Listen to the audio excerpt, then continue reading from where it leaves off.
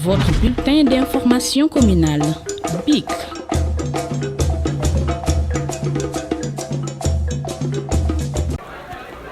Commençons d'abord par regretter ce qui s'est passé hier à Sandaga. Ce problème douloureux des ambulants mérite bien de trouver une solution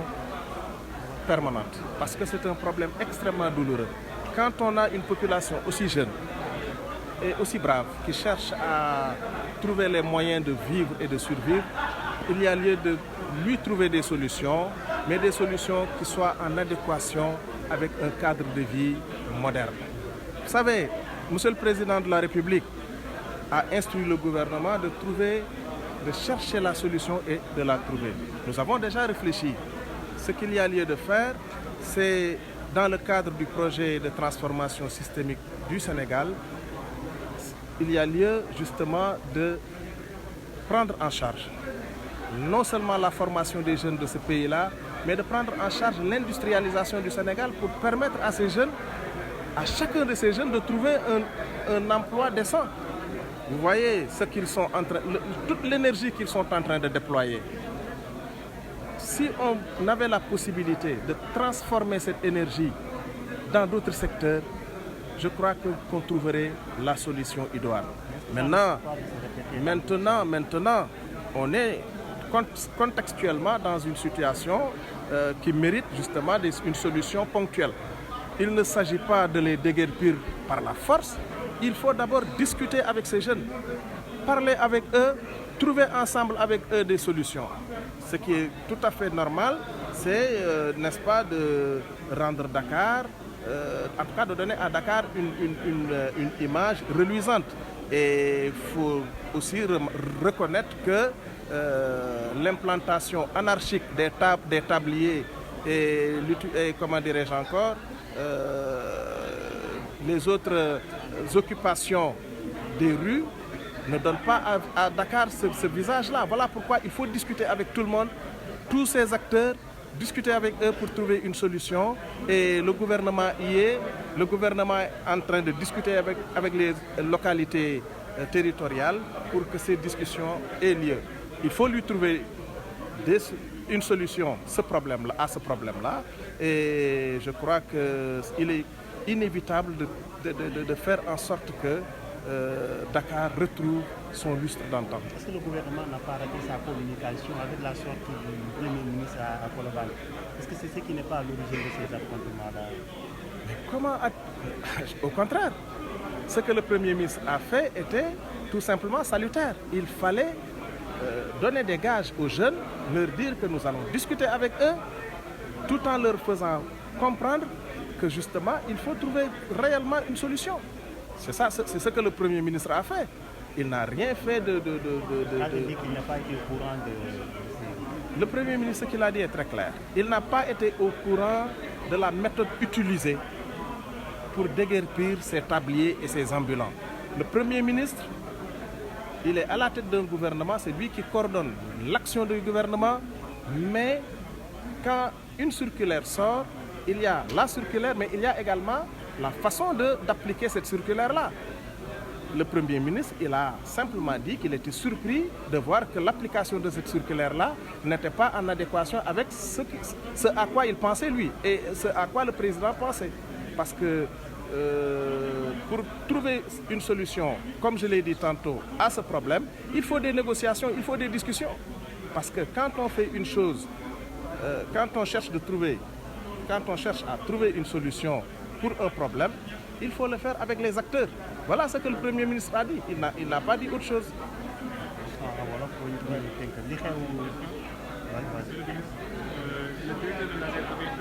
Le directeur de Laser avait annoncé qu'il y a 14 000 villages électrifiés. Oui. Qu'est-ce que l'État préconise par rapport à ça? Oui, comme nous l'avions dit tantôt, l'État est en train également de faire en sorte que l'électrification rurale soit une véritable réalité dans notre pays. Nous allons y mettre tous les moyens intellectuels et les moyens financiers pour atteindre cet objectif. Voilà pourquoi j'ai lancé un appel tantôt aux entrepreneurs de ce secteur-là de réfléchir ensemble avec le gouvernement pour trouver des solutions à ce problème-là. Et je sais qu'à l'issue de ce forum, d'ailleurs qui est l'objet de notre visite aujourd'hui, nous aurons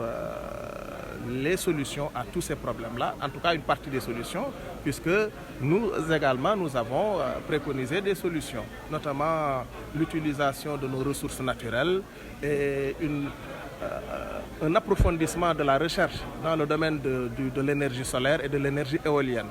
Et il y a une perspective justement de créer des facultés, n'est-ce pas, dont le rôle essentiel est de faire des recherches dans ce domaine de l'énergie éolienne et de l'énergie solaire. juste en wolof ñu gis li xew Sandaga démb ay commerçants yu xeex ci seen diggante agents yi est-ce que loolu en tant que porte-parole du gouvernement d'abord lan moo si jàngat. waaw xanaa di naqarlu rek loolu xew démb ndaxte jàpp naa ne problème bu amee balaa ñuy utiliser force dañuy waxtaan ba pare dañuy waxtaan ndaxte problème bu metti la ci réew mi ndaxte bu ñu fàtte ni Sénégal dafay réew moo xam ne ñi ci ëpp ay ndaw lañu te muy koom gi ëpp solo ji nga xam ni moom la Sénégal am ay ndaw boo leen amee da nga leen di jàppee comme koom waaye doo leen jàppee comme problème ndaw yooyu nag li ñu leen war a defal mooy teg leen ci condition yoo xam ne ñoom ñëpp dinañu mën a dund gu teey comme ni ko ndawi Sénégal yi bëggee parce que nag am nañu chance am ndaw yoo xam ne dañoo bëgg liggéey am jom kon boog boo amee ndaw yu mel noonu da ngay fexe ba teg leen ci condition yoo xam ne dinañu mën a liggéey looloo tax formation am solo ci réew formation bi nga xam ne moom la ma président de la République dénk pour ma yore ko waru garam mooy fexe ba ndaw yi nga xam ne ñoo nekk ci réew mi ñu wutal leen ñu am métier bu ñu amee métier liggéey dina leen yomb te jàpp naa ne balaa yàgg incha allah solution dinañ ko trouver maintenant li xew démb tamit ma dellu si waat ci bu fekkente ni da nga am secteur boo xam ne dafa am problème au lieu que ngay yow nga yaakaar ni sa xel rek doy na la da nga war a toog waxtaan ak ñi nekk ci secteur bi waxtaan ak ñoom ngeen weccoo ay xalaat ba bu ngeen paree incha allah di ngeen trouver solution bi boo xam ne ñëpp ciy gis seen bopp. parce que du sorti gouvernement bi ku mel ni premier ministre bi moo jur li mel li mu wax Colobane surtout que nee na yëgul woon li nga xamante ni moom moo nekk. mais premier ministre li mu def loolu la war a def xam nga bu fekkente ni da ngay jiite gouvernement la nga war a def mooy bu problème amee nga nekk ca kanam premier ministre loolu lay def keroog ba mu déggee ni ña ngay dëgër piir marchand ambulant yi par force dafa jóg taal otoom fekk ji leen waxtaan ak ñoom wax leen ne lii ngeen nekk nii problème la parce que Ndakaaru quand même il faut que mu am xar kanam boo xam ne nit dina ko gis naw ko waaye nag problème bi bu ñu koy régler dañoo war a toog waxtaan ak yéen moom xalaatam li ci ne ak li nekk ci xalaatu président de la République mooy ñu joxaat Ndakaaru xar kanam bu gën a rafet bu mu war a mën a am waaye bu ñuy régler problème boobu dañoo war a waxtaan toog weccante xalaat ak ñi nga xam ne ñoom ñoo am problème boobu muy marchand ambulant yi ak tablier yi toog waxtaan ak ñoom trouver leen solution te solution mënul ñàkk li wolof di wax naan réeroo amul ñàkk waxtaan moo am mais toog waxtaan autour de ces problèmes là wutal leen solution ku ci ne gis ci sa bopp loolu rek le premier ministre wax waaye gisuma ci loo xam ne non bu waxee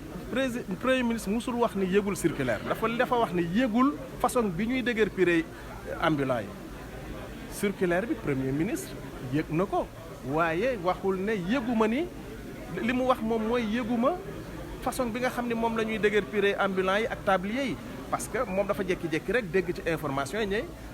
ñu ngi déguerpir par force ambulants yi ak un peu partout dans le Sénégal dans sur le territoire de Dakar d'ailleurs looloo tax mu jël tànkam dox ba yegsi ci ñoom expliquer leen ne leen lii problème la il faut que ñu trouver ko solution waaye man sama gis-gis nekkul ne dañ leen a war a génnee fi par force dañoo war a toog waxtaan d'abord dem na bay citer sax exemple sous-préfet bu Rufisque je crois su ma juumul préfet bu Rufisque je crois que dem na ba cité ko donc pour vous dire simplement que moom li ne ci xalaatam mooy toog ak ñi nga xam ni ñoo séq mbir mi toog waxtaan ñu trouver leen ay mesures d'accompagnement waaye nag ñu xam ne la voie publique defaruñu ko pour ñu encombrer ko loolu xam naa ni ambulants yi xam nañ ko tablier yi xam nañ ko waaye ku leen wutalul solution mais da nga leen di jaaxal te solution bi mënul a jóge lu dul ci waxtaan ak weccoo xalaat. merci beaucoup. directeur ASER bi nee na am na 14000 villages yoo xam ne kenn électricité bi ko. waaw lan la gouvernement prévoir te loolu. waaw xam nga li gën a doy waar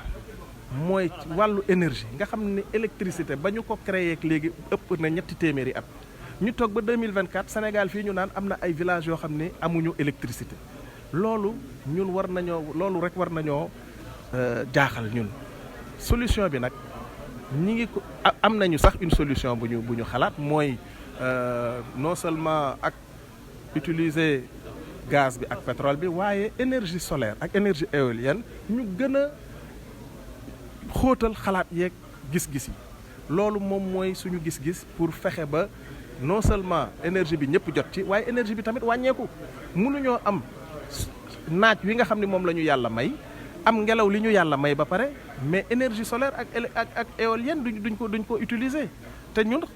ñeneen ñi ëpp ñu xel jàpp naa ni sénégalais yi ak africains yi d'une façon générale kenn ëpp ñu xel ci àdduna donc suñu xalaatee rek dinañu trouver solution te incha allah balaa yàgg li ñuy tuddee énergie universelle accès universel à l'énergie loolu incha allah dina nekk luy nekk fii au Sénégal te loolu gëm naa ko. Votre bulletin d'information communale, BIC.